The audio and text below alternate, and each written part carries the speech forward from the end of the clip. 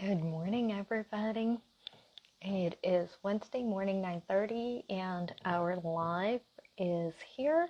We're talking about mortgage and real estate, waiting for our dear friend David Gazarian from IQ Mortgage to join us and to tell us what's going on in the mortgage market today. Here is David, and we're just going to give him 1 second to request to join. There it is. Got the request. We're great. How are you guys doing? Mike, Gordon, good to see you. If you guys have any mortgage questions, please feel free to throw them in. Good morning, David. How are you? Good morning. Morning, Alexandra. I'm doing really well. Great. How are you?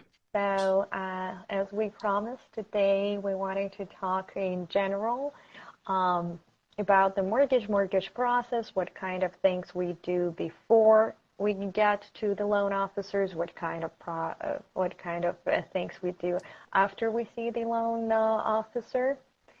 Yes, guys, happy Women's Day. Absolutely. Today is March 8th. I know. For those of you who are coming from the Eastern Europe, maybe not that popular in the United States, March 8th is considered the International Women's Day. So to all of our women, happy March 8th. Hopefully everybody stays as brilliant and as radiant as you guys are. Just stay positive and the good things will happen, correct? Hopefully. That's what the saying says. So are you celebrating March 8th in your family, David? Okay, I hope your wife is watching. She's like, "Where's my present?" Yes.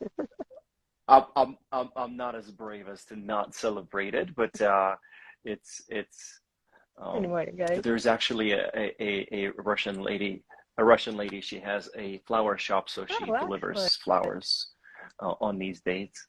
So unfortunately, it's on auto, and when I get home, I ask, "Honey, are these from me?" And she says yes. That's a great way to handle it. So you just upload your calendar of special occasions and hope that if you forgot, somebody else will remember. Yeah, trust the system. She takes care of it.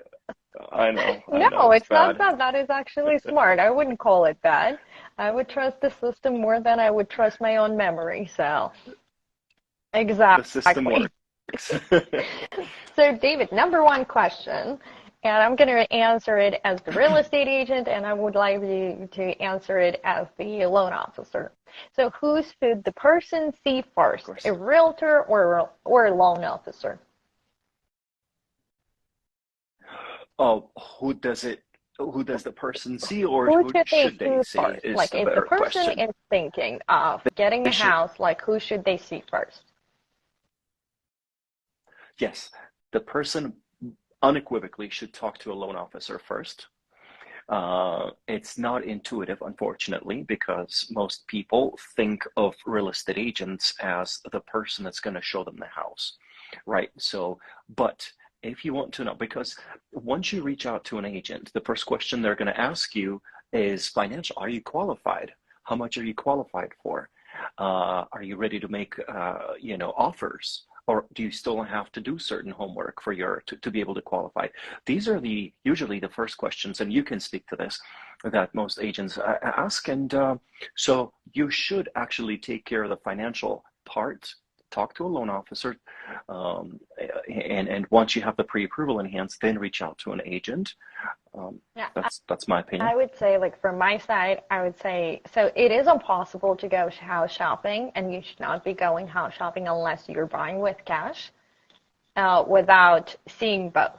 Without having a thorough consultation with both the loan officer and the realtor. Now, if you are, if you already have one in place, to me, it is not crucial who you see first. Because if you have a good loan officer, the loan officer is going to explain to you the process. And if you don't know a good real estate agent, your loan officer sure does, because you guys work with hundreds and hundreds of agents. And you can refer people to other agents. So if you don't have an agent, but you know the loan officer, go ahead and talk to the loan officer. If you are in a separate, like if you are in a reverse situation, if you don't know the loan officer yet, but you know the agent, go ahead and contact your agent, and your agent can give you the whole list of different loan officers and pretty much guide you where to, like who to contact and where to start the process. Now, can you contact the agent without the pre-approval? Yes, absolutely, you can.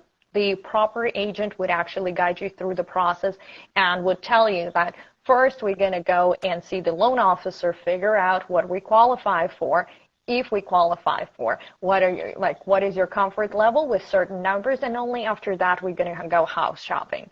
So, these are the two processes that we need you guys to know that they go in parallel. So those two processes, like you don't work like with the real estate agent and then, midway you start working with the loan officer. No, we work together. And especially in the times like this, in the times when our rates are super, they're unstable. I would say volatile, unstable. Yeah. So, guys, the information and those rates, they change so quickly that David would not let me lie to you. Like every single offer I'm making with our clients, I go back and I run the numbers by his team. And I'm saying, this is what we're offering. This is what we're countered with. Does it still work? Because this is it is not like it was a year ago when the rates were almost on the same page for months at a time, and there was no much fluctuations. Right now, the fluctuation, David, can you tell me, let's say if we have a purchase price of $500,000 and we have a loan, let's say, of $400,000. So if we had a rate going from 6.5 to 7, what that person is going to experience as far as the monthly payment jump? Just ballpark it, we're not quoting the numbers over here. We're not quoting the rates. I just want to, I just want the ballpark it's to. Be so you were talking about a couple of $100, correct? Oh yeah, it'll be more than a couple hundred. I can plug the numbers in right now. I have the screen in front of me if you'd like, but it's going to be in the hundreds, yes. So guys, it's significant. Remember, the rate can jump half a point, and the monthly payment will go $200-$300 up, and that can change the whole picture. The whole picture of whether absolutely that could make or break your loan.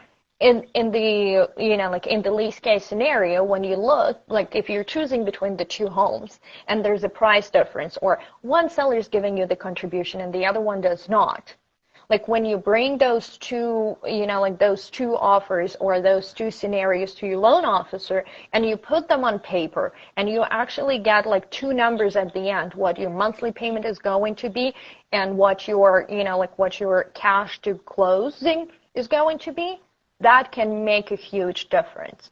And that's why, very often, especially if it's your very first purchase, or we understand not everybody buys a house every 6 months, so you don't do it super often. So, and chances are, since the last time we purchased the property, things changed, greatly changed. And since the last time your cousin bought a property, who told you everything about their transaction, but it was done, let's say, in June last year, a lot of things changed. And you're not getting the same rate as your husband, or as your cousin did. You're not getting the same rate. You're not submitting the same paperwork. It's all different. Am I correct, Brent? The paperwork-wise, I would say the banks have eased up more than they did back during COVID. Mm-hmm. So paperwork is easier. Loan process is way quicker. I mean, we could close loans in a little over 2 weeks, under 3 weeks. So that makes everyone happy. Starting from agents to buyers to sellers, everyone's happy. But but the fact that the pricing rates are going up, that kind of makes things volatile. We lock quicker, sooner, and it's important to lock quicker because rates go up even several times a day. So yeah, the things are changing. The industry is changing. David, tell me please, for those of our listeners who it is their first time going for the loan or they're just preparing for the loan, what is locking? What is locking the rate? What does it entail? And at which point of time you lock the rate and why you lock the rate? What is locking up the rate? Locking means that you're going to get that rate. Locking is for a certain period. So I may in the beginning quote a rate to a client, but that's not locked. Locking usually 99% of the time happens once you're in contract, you've made an offer on a home, and that offer has been accepted. So after which we meet with the client, we speak with the client, we tell them what the lock is. We don't make that decision for them. They can ask us, we'll make our recommendation. Rates are usually on the rise. In a different year, different environment, some people would even choose to wait to lock, but usually locking is the procedure of fixing that rate for a certain period that we think we're going to close the loan within. So if the rate does go up, the client has this rate, and that's what. Sorry, it wasn't you. It was with me. It's okay. So can we break it down? Like just put the pointers one more time. So guys, when you come and you talk to the loan officer for the first time, they're going to do something that is called quoting the rate. This is not necessarily the rate that you're going to get. It could be higher, it could be lower. Like there are a lot of factors that are going to go in between the time that you saw the loan officer for the first time and the time you were actually in the contract and you are quote unquote locking your rate, correct? So yes, and there's a time to shop and there's a time to actually do a loan. So people do shop, they do get quotes. The best thing for getting quotes when you're in that phase of getting quotes and shopping for a lender, I would suggest try to get those quotes as in a close a time frame as possible, ideally the same day, because if someone comes to me and shows me a quote from 2 weeks ago, that quote is not valid. So even if you go to the same person who give you that quote 2 weeks afterwards, they're not going to be able to reproduce the same thing because the rates could have gone up, and there are a lot of things, and they might not be able to reproduce the same thing, like even for two separate homes, correct? Like two separate homes could be like totally different. Of course. Two separate homes have different purchase prices, and it depends if the two separate homes, the same buyer or the different buyer. And that's when you have the credit score, the down payment issue, and all that does affect the interest rate. But yes, so if you're in the shopping phase, then try to shop as quick as a constrained time as possible. So your quotes that you're getting from these lenders are similar, so the market hasn't had too much time to shift. Now, when you are in contract, then we're going to talk about locking, and we're going to let you decide. Most people choose to lock sooner in the transaction. Most transactions, are less than 30 days. So we're going to do a 30-day lock, sometimes even a 21-day lock. Now, we do have loans that are the builder homes that are going to be ready in a month or 2 or 3, and now we're discussing locking those for longer periods. So we can fix a lock for, say, 60 days. That is, of course, more expensive than a 30-day lock, and we do present both options. We're like, guys, obviously the home's not going to be ready in the next 30 days, but it may be ready in the next 60 days or 90 days. So do you want to lock today with a higher rate, or do you want to wait? Oftentimes people, in my opinion, rightfully so, do choose to lock now for a slightly higher premium cost for that a longer period. But at least if the market shifts up, it doesn't affect them anymore because now they're locked. So we do see people opting in for long-term locks as well if they're working with a builder. Let's talk about the time frame because it is important. So guys, when you lock the rate, you don't lock it forever. There is an expiration date on that lock. So David, could you tell us the regular time frame? So you just mentioned 21 days, you just mentioned 30 days. Like, what is your recommendation? And is there a certain fee that is connected to locking for a longer rate? Or let's say, what would be your recommendation? Like right now,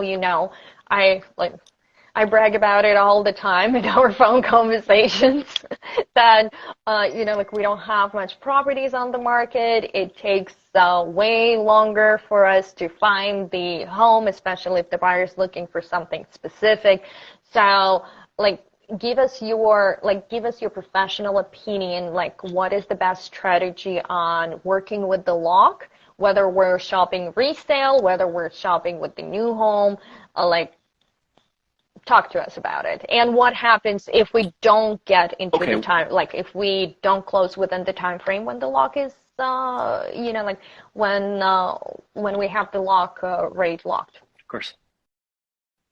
So yes, you're going to lock again after you're in contract. So you can shop to your heart's content. I mean, a week or a month or 2 months. Well, again, we keep hearing there's not enough inventory, so that does take a while for people to find the house that they want. And once you're in contract, we're going to talk to you. We're going to lock. I would say depending on file, this would be depending on file. If someone has a really, really complicated, heavy file with self-employment, lots of rentals, convoluted trust structures, then I would say maybe a 30-day lock. Someone's really simple, W-2, easy peasy, then I would say we could fit within a 3-week, 21-day lock. So when I price a client, right, on a given portal. We're a broker. We work with many banks, so we don't have a lock desk per se, and every lender is going to have different pricing for locks, obviously. I do see typically 15-day lock, 21-day lock, 30-day lock, 45-day lock, 60-day lock, 90-day lock, and is there a fee lock associated with the lock period? Of course.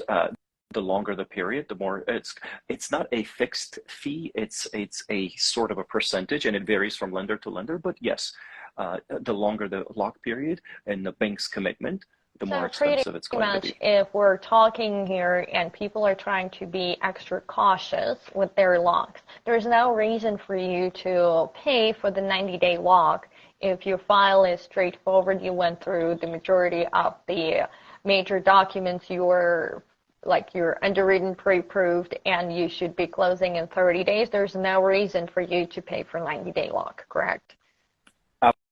Absolutely not. Absolutely not.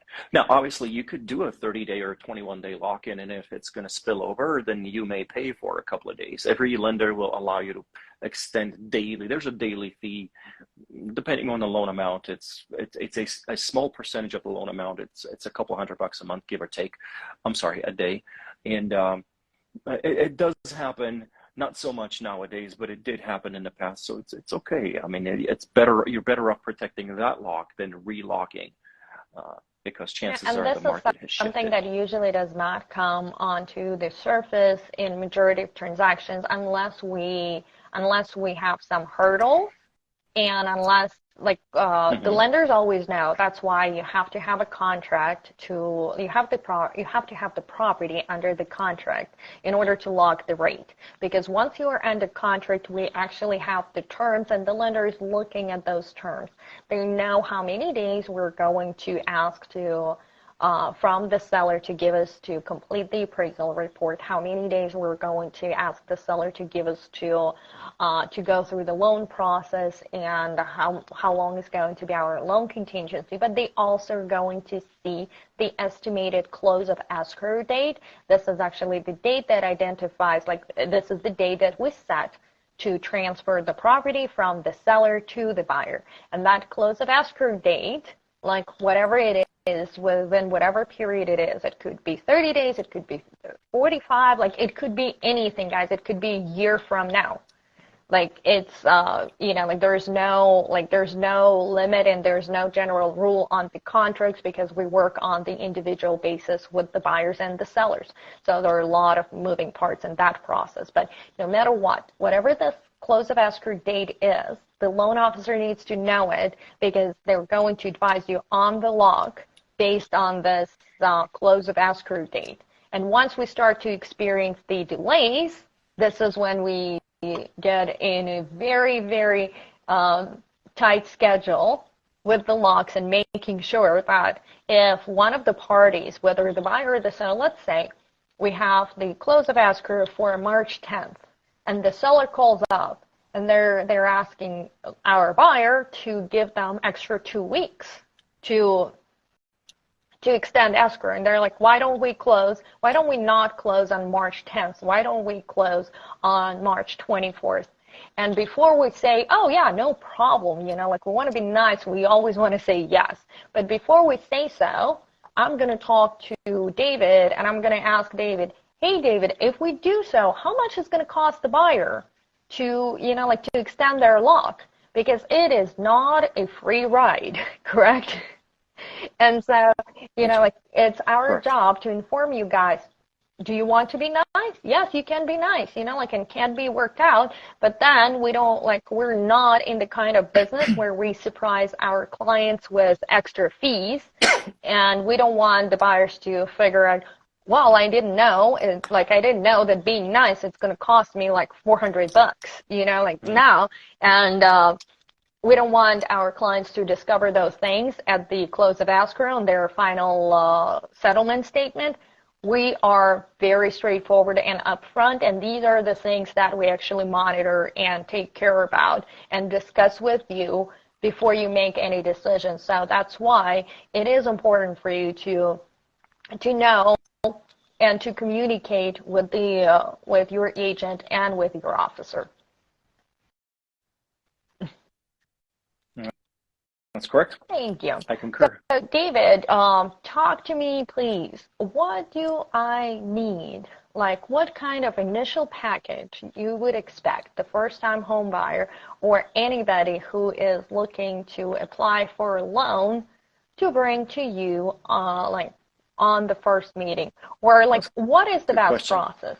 I know that most of the time you're going to get an email introduction saying, hey, David, this is so-and-so, this is their information, can you please contact, and obviously we introduce our clients to our mortgage officers.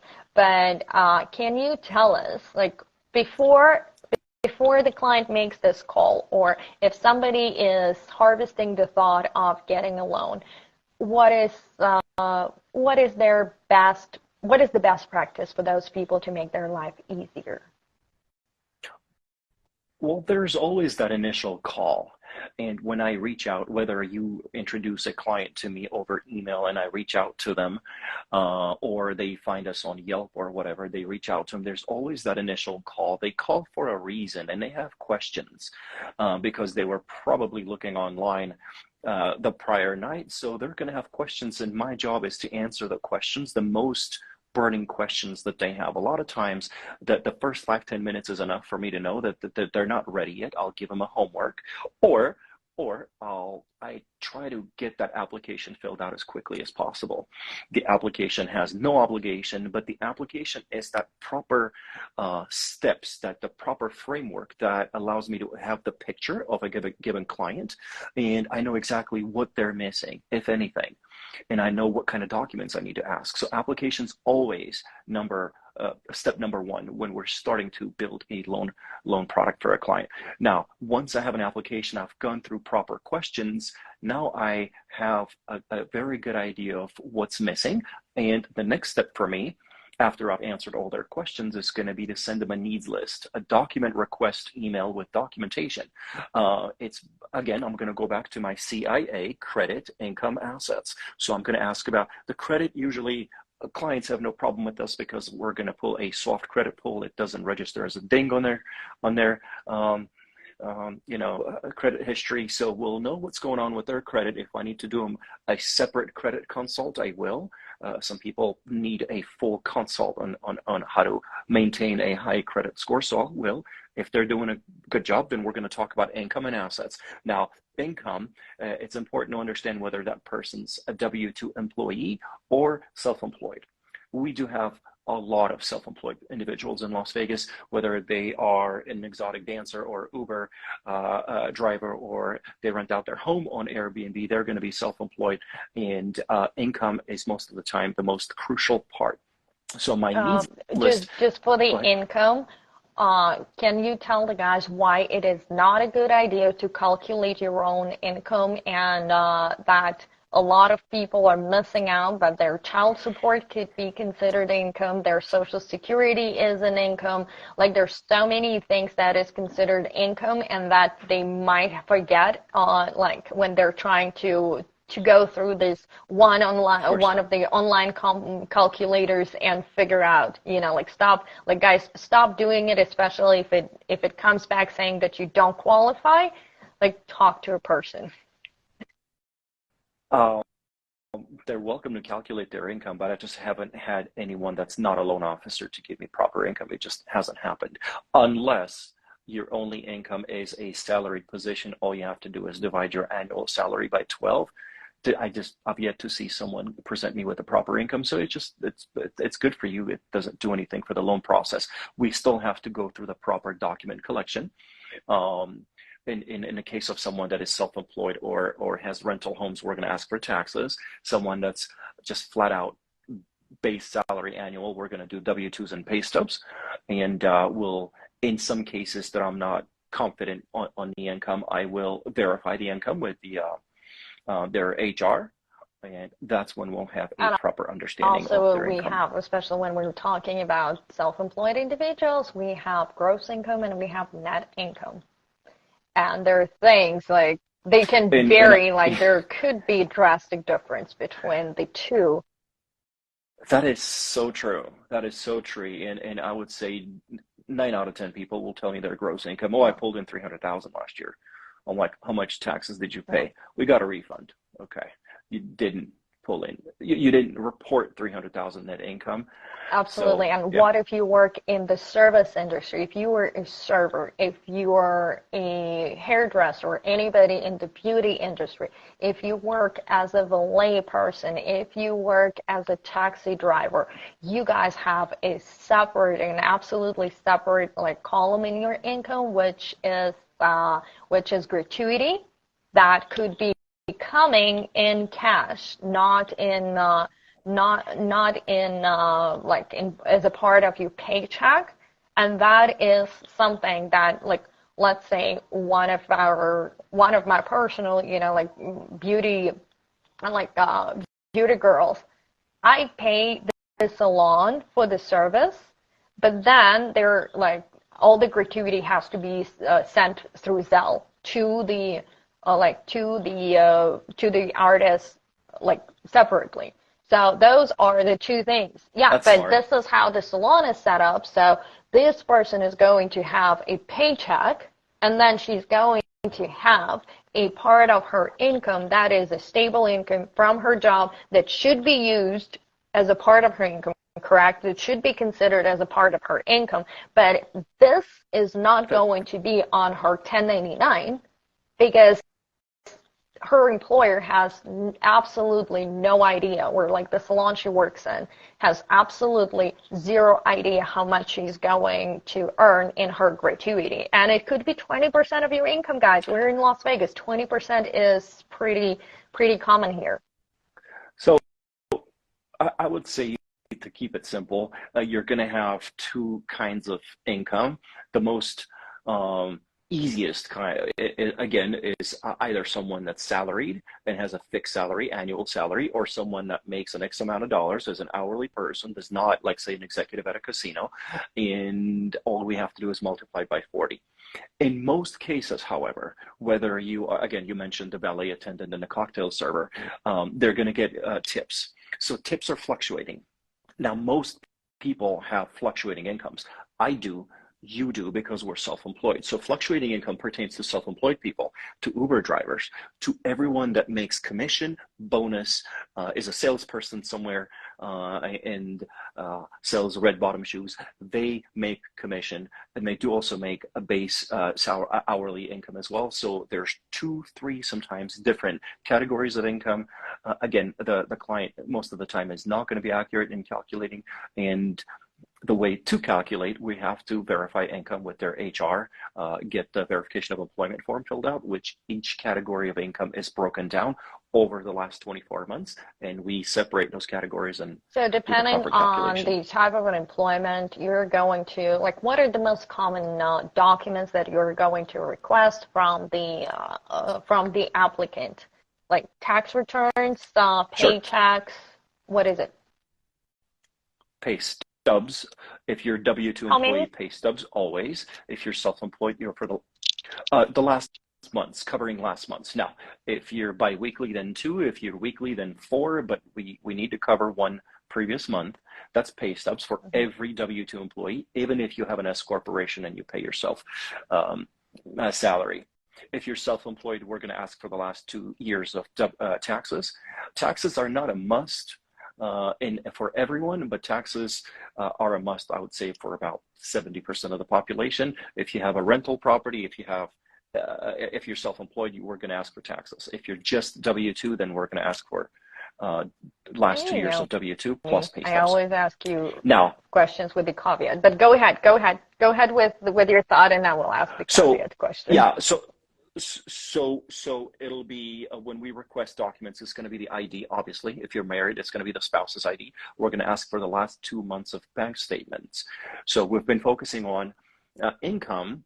And hold your thought, you'll ask me, but we're going to ask for the last 2 months of bank statements, because if that's where your down payment closing costs are going to come out of, we have to make sure that your bank statements are kosher and there's nothing scary happening in them. So we sort of verify that as well. And that's about it. If you have rental properties, that's a different conversation. For rental properties, we need 3 items. We're going to need the mortgage statement, the insurance document, and HOA coupon for every single rental property that you own. So number 1 question is for the rental property. Let's say I just got a rental property. Let's say I got my rental property in February of 2022, and I have not filed my taxes with that property on taxes. Or let's say some people, they think that they don't need to file their rental property income on their taxes, but they're still, they're still renting their property. So what do you do in the 2 situation? If you have a rental property, but you don't have it on your tax returns, and what is the proper way how to treat the rental income in order to be able to use it on your, with your loan application as a part of your income? So the guideline says if by the time that you filed your taxes, you did own a rental property, in other words, read between the lines, you had a rental property, but you did not report income on your taxes, there's no way you can show rental income off of that. So what happens now, we have to hit the full expense to the client's debt to income ratio. We have to, calculate the mortgage, the taxes, insurance, HOA, all that stuff. But there's nothing to offset that income with, and that will just throw off the qualification. Now, in my years as a tax preparer, I could tell you there's so much bad, horrible tax advice out there, and there's a lot of CPAs out there that will tell people not to show the rental property, or to show the rental property but not to take the deduction, the depreciation deduction for it, which is just bad advice, really.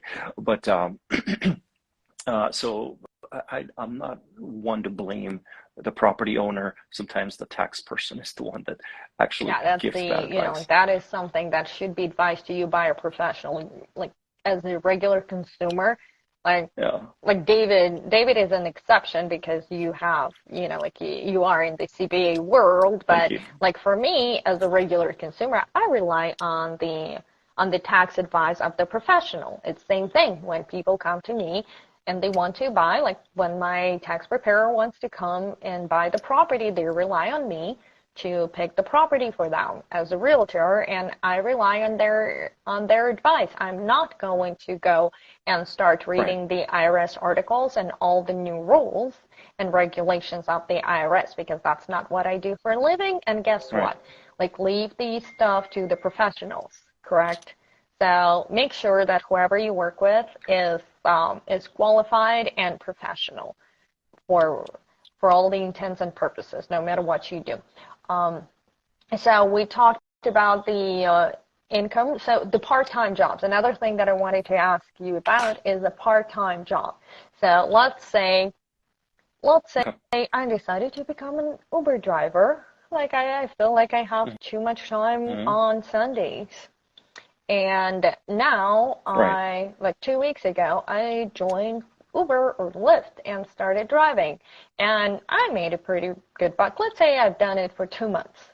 It's a good add-on to my budget. Now Okay. why David is not using this income? Right. So first of all, the number one thing we look at, the number one, there's like a decision tree that is happening. The number one, are you self-employed or are you employed? Uber is 1099 non-employee compensation. So that is in the world of self-employed. And I've had people tell me, David, I'm not self-employed. I'm not a business owner. I'm a contractor. You're either an employee working for someone, drawing a paycheck, W-2, or you're self-employed. Really, as far as the IRS code is concerned, there is no difference between an Uber driver or MGM Mirage as a huge corporation. They're both businesses, so to speak, right? So you are self-employed.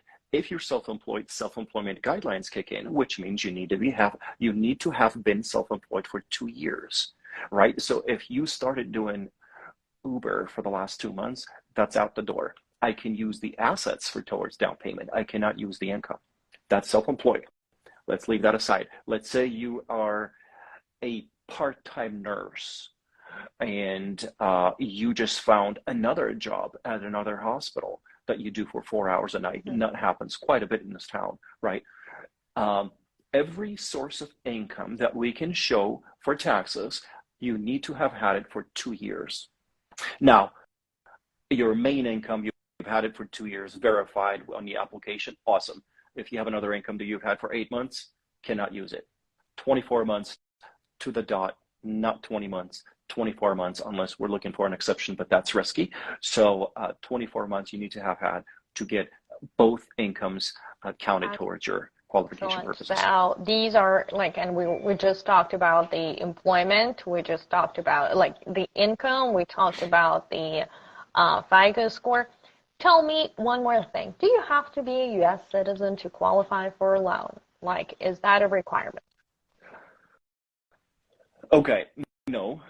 You can hold a green card, which gives you just as many powers as a U.S. citizen. So the permanent residents without can voting, do that. but yes, you can permanent resident. Yes, you can have certain visa types. Now, there's a gazillion kinds of visas, and once we get the work authorization or the employment authorization, there's the category code on there. We go on the bank's website and their knowledge base, and we do see if that's eligible. We had clients that came from your office yesterday that I still wanted to help them, and obviously I'm going to keep this very limited, but they are not on a visa. They're paroled into the country for the Ukraine war thing, and to this day I'm trying to find a home for their loan. Not happening so far. It's too recent, guys. It's too recent. Like, accepted. we're not saying no, like Too today. recent. Yeah. It's not a visa type, but I'm working on it. I am knocking on many, many banks' doors to try and find a yes for these people. So again, it's work. Yes, we have guidelines, and I could give you whatever the black and white says, but at the end of the day, I take the information that I collect from the borrower, blast it out to many banks, and see if they can if they have a product for us to work with, if they have a product for our clients to offer. So, and there is such a thing as a ITIN number instead of the social security numbers. It is a rare thing to like it doesn't come up that often, but I still know that there are plenty of people who are actually working under their ITIN numbers versus social security numbers. And I'm not expecting you to go to dive deep into the topic because it's going to be too long. But just tell me if those people can have help and if they can get a loan and what does it entail? We have done several ITIN loans. They're not as common because they're expensive. ITIN loans are not going to be guaranteed by the government. These are not going to be FHA conventional. These are non-QM loans, alternative documentation. Yes, you can get a loan with ITIN. Most of them are full documentation loan. You still have to have a credit history. You still need to have filed taxes. The only difference is instead of a social, you have an ITIN. We've done loans, yes. There's several lenders that will offer Interest at a higher rate and the higher down payment, correct? That's yes. So that's not going to be a 5% Okay, so just to draw the conclusion of today's session. So we were talking about the documents and we were talking about the tax returns. But if you don't have tax returns, are there loans to service you? If you don't file your tax returns, if you have not filed your tax returns for, let's say, the last 3-4 years, can you still get a loan? Is there a loan for you? Okay. Yes, if you're self-employed, we could look at your bank statements as means of verifying income, right? Instead of looking at your taxes, we can look at your bank statements. Now, you better not have a balance with the IRS. If you have a balance, then you better have a payment plan. So flying under the radar will get you only so far. So, and you'll get caught. So even if you don't file your taxes, well, okay, make sure that you let us know that if you have a balance, what's your monthly payment, right? So we don't want those the surprises at the end of the loan process. To give you a short answer, yes, self-employed people can show bank statements. W-2 employees, unfortunately, there's not much for them. So we're talking about income if you're W-2 or 1099. That makes it easier with some restrictions. But now tell me if I am lucky, I don't have to work, but I have passive income, can I qualify for the loan? Passive income, yes. Passive income, well, rental income is passive. We have many clients. There are landlords have a bunch of homes. That's actually my favorite income because it's the lower, cheaper IRS bill, right? So passive income is more affordable, if you will, to as far as IRS is concerned.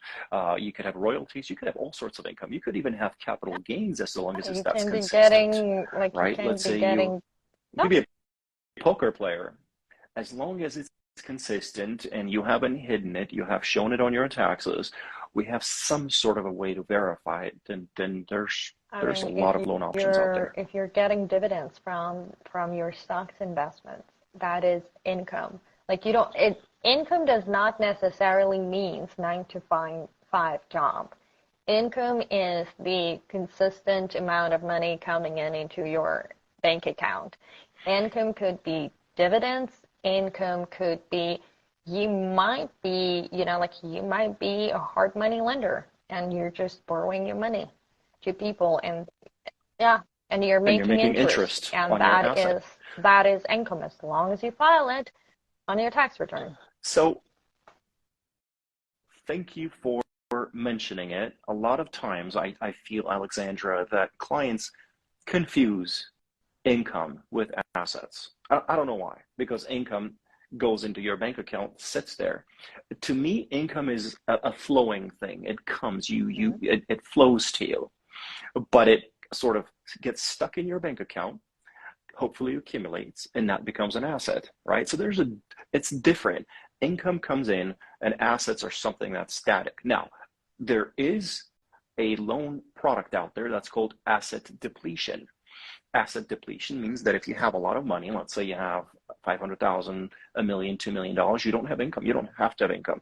We can consider your static funds in your bank account as income. We can deplete them, if you will, and consider $1 million by a certain formula. Okay, this means that you have this much income per month. Does that make sense? So there's that. There's the consideration of assets to income. There's a loan So like that. there's plenty of products, and what I'm leading here is that we're talking about like the 3 or 4 major items that you need to, Hmm. that you need to provide to the loan officer, when you're applying for a loan. And we're talking about what kind of documents, what kind of FICO score, income, Hmm. and do you have to be, do you have to be a citizen or not? So to like the way it looks to me and the way I would simplify it is that the only thing that, the only thing that is non-negotiable is the FICO score if you are doing the loan using your social security number. So if your FICO score is 500, this is probably when we cannot help you at this particular moment, but we can work with you on how to improve your credit, correct? But other than that, all the other items, like whatever your situation is, bring it over to the loan officer and see about your options. My team knows that I'm big on not saying no to clients, because it sometimes just bursts someone's bubble. People want to own homes, so I usually say no, but if you do certain things, and I'll give them an out, I'll give them homework, I'll give them a list of bullet points of things to do before they qualify. So there's everybody has the ability to buy a home if they fix their mistakes. Now, we do have a loan with no FICO score, zero FICO score. So we pull your credit, it says NA, NA, NA, 3 bureaus are NA. As long as your credit is blank, there's a loan for you. I believe it's 10% down. Now, I did meet a credit report. I saw a credit report that had NA, NA, but it also had 5 different collections. So that's That's interesting. bad credit. So there's no loan for that individual yet. She can do the right things and get a loan, but she had bad credit score. But if you have blank credit score, And that would there's a loan be, for you. guys, for those of you who are wondering how it can happen when you immigrate into the country and you process your paperwork. Like some people, they're not born with the Social Security. Some people obtain the Social Security number at a certain age, and it's not at birth. It could be in your 20s, 30s, 40s, 50s, 60s, and this is That's when you correct. have no history behind your Social Security. And I think David and I should probably do a whole separate section on the FICO and how the things affect FICO. Like what are the things that affect FICO, and we'll talk a lot about like, can you do the loan when you had a short sale before, when you had the bankruptcy? Because I remember this situation from my personal experience when a good friend of mine, we sold her house and she wanted to buy a new one, but she would go to a big name bank like once every quarter, and she would get an answer saying that she doesn't qualify. She doesn't qualify. And I would call her, and she's like, I went to the bank again, and I didn't qualify. And it didn't make sense to me. And it makes zero sense to me because she, like she was making very good money working in the insurance company. And I'm like, I don't understand why. So it turned out that her profile was not just as perfect as square as the big bank wanted to see her, to see, like on the application. And they kept on telling her that she doesn't qualify, when in fact, the moment we went to the mortgage broker, she got well qualified. And the mortgage broker was like, why are you sitting waiting on buying a house? Like you just lost like a year and a half of your life, and you probably lost Appreciation. like $30,000, and I'm talking about 2013. Like she's like, you probably lost like 30 or $40,000 of the of the price difference by waiting that long. So guys, if you heard a no from one bank, it might not be hard no. Like if it is like a no because you just filed a bankruptcy yesterday, even then there is a loan. The question is the price. Correct. We have we have a loan that's called 1 day out of bankruptcy. We have a loan that's a month, a year out of bankruptcy, 2 years, whatever. But we do have a loan 1 day out of bankruptcy. Obviously, not every lender does this, and the lender that does this comes at a price. But yes, there is a Absolutely. So loan. if you guys are on a journey or if you have a dream of owning a home, just talk to the professional because the professional will tell you based on, and like it's not a 7 year wait after the bankruptcy, correct? It's not necessarily a 7 year wait. It's not necessarily 7 year wait if you had a short sale. It all depends on your individual circumstances. Don't wait 7 years, like don't just listen to your cousin and do what they say unless your cousin is the professional mortgage officer for, yeah. David. Yes, if your cousin is David, I'm sure you have a lot of cousins. I do. But don't just, Yeah. don't So, just flat forward listen to, to the people who are not necessarily the experts in the field that you're trying to experience. If you don't know somebody, like if you feel that your credit score is low, that could be the case. David can connect you with the companies that help you to restore the credit and to work through your credit. There's things that you can do on your own to improve your credit, and it happens more than once in our practice when we have clients who come to the initial consultation with a very low score, and by the time that they're buying the house, their credit score is as high as it is possible and gives them the most of the benefit that they can get for their interest rates. And guys, if you, I wanted to conclude like this session with a little, with a little advice that it is scary for a lot of people right now because we see those high rates and people don't know. They don't know what's going to happen with the economy. They don't know what is going to happen with, they're scared for their job security, and there are a lot of factors. Like there's always a scary thing coming off the TV and the tabloids of the newspapers and magazines. But I would say that if you're in doubt, there's nothing wrong with it. But even when in doubt, use this time for benefit. Check your credit score. Check, go talk to a professional and say, I'm scared right now, but tell me please, this is these are my documents, this is what I do. Tell me please, when would be the good time for me, when I see this rate on TV, when would be the good time for me to go and apply for a loan?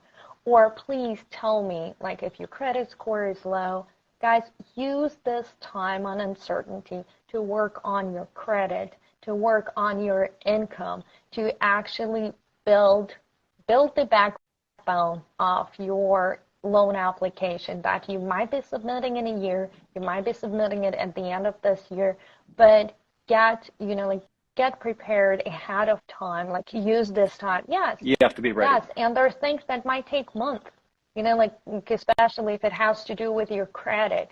If you just, if you just started on a new job that pays way better money and you feel like you have the money, talk to a loan officer. What do you need saved up as your down payment? Talk to a loan officer, how long do you have to be in this job? If you're dreaming of getting a home, but then you're, out of a sudden you decided that in this time of uncertainty, you wanted to switch your job as a nurse to owning a restaurant, can you do so? Yes, absolutely. But before you make this big move, this big jump, if you dream of owning a home, talk to a loan officer first. Do not set yourself back, because things are going to change, times are going to change, interest rates are going to change. They fluctuate year after year, and the market is going to change. But the best thing that we can do for you is to get you ready. Is that so? Well, this is something that I do tell clients is you want to be ready. I guess the intuitive decision people want to make and tell us, David, we haven't seen the house, so we're not gonna We don't want to send you any paperwork. Obviously, it's intimate, right? Pay stubs and social security number, credit report, and it's intimate. So it's that trust barrier that we try to break in and build a relationship with the client, earn their trust. But what I told them, and listen, once you see that house that you want, which if you keep looking will inevitably happen, it'll be too late, because someone that's already ready will get the house and you won't. So get ready now. It doesn't cost you anything. I, unfortunately, am not allowed to charge you for talking to me. It's illegal. So come talk to me. Let's get you ready. And once you're ready, I'll tell you what to do to maintain your qualification, to stay qualified. And you purchase when you feel comfortable, whether that's in 3 months or in 3 years. You buy when you want, but talk to us, maintain your qualification. And I do talk to so many people. David, I am disappointed. I found the house that I wanted. It went to someone else. We couldn't make an offer. It just didn't get to us. Well, you didn't listen to me. Exactly. And once again, if you got qualified a year ago, like I just had, I had this conversation 2 times last week with my clients. Yeah, it's one constant. of my clients could not, a lot of people could not buy a house within the frenzy of 2020, 2021, the beginning of 2022, but they got qualified. And now they see the houses that they like, and they're like, oh, can we use the same pre-qualification letter? No, guys, you cannot. David, tell me one more time how long the pre-qualification letter is good for. The pre-qualification letter is good as its component factors, like its ingredients are good for. Pay stub, you get a new pay stub in 2 weeks. I need to get a new pay stub from you. Your bank statement expires in 30 days. I need to get a new bank statement. Your credit report expires in 90 days. I need to get a new credit report. But ideally, if you don't have a fluctuation in your job, you maintain the same income, same hours. If you don't apply for anything, any new debt, your credit score doesn't jump or fall, you maintain that. You don't put any large sums of money in your bank account, you don't withdraw any large sums, you maintain that as well. So your credit, income, assets gets maintained. You can, with a fair certainty, consider that you're good, you're qualified. Does that make sense? So we'll look at your snapshot today. Now the snapshot, the tools, the documents that we look to kind of evaluate your snapshot do expire with time. But if you do maintain that snapshot, your credit score, your income, your assets, then you're good. So usually we keep the same pre-qualification letter for 60 to 120 days. But guys, once again, you have to be aware of the interest rates, and if you qualified and your rate, like when you were qualifying, you were quoted 5%, it's not 5% anymore, guys. It's not. We're in 7s right now, so things have changed. And it might not mean that you don't qualify anymore. It might mean that you're not going to like the monthly payment that you're facing, and your expectation is not there. Your expectation might be at one number, and due to the interest rate, it could be a different number. And without talking to our loan officer, without having our loan officer keeping their hand on the pulse of what is going on, it is impossible, in this market, to work it out without the help and the support of the professionals. I concur. Talk to me. Thank you so much, David. It is a pleasure to talk to you every Wednesday publicly. I know. And my pleasure. I hope these talks do bring value to people and we can benefit someone. I'm very grateful. Really I'm very grateful for all the feedback that we're getting. Most of it comes in a private message. And guys, I appreciate it all. If you post publicly, that's fine too. Once again, if you are talking about your particular situation, do not give us your details. Do not put them into the DMs or YouTube comments. Please don't do that. do it in a private messaging or over the phone, schedule the individual consultation. Anything else, if you have questions, even if you disagree with us, go ahead and comment, and we will be happy to to address your comments. I'm open to learn. I'm open to learn if someone feels that they have something to teach. I'm very, very open to learn something new. And just remember, so, guys, we are. Let me know. Yeah, we're working in Clark County, Nevada. Like most of the stuff that we're talking about applies to Clark County, Nevada. Like I'm licensed in Nevada. David is licensed in way more states than just Nevada. So if you are looking to obtain a loan, like in Oregon and Florida, you can still talk to David, check with him which states apply to his license. And he will be happy to assist you with the loan anywhere. As always, we're posting the information under this video. If you have any questions, we're here to assist you. Everybody have a wonderful week, and thank you so much, David. Thank you for all the wealth of information you are sharing with us every day.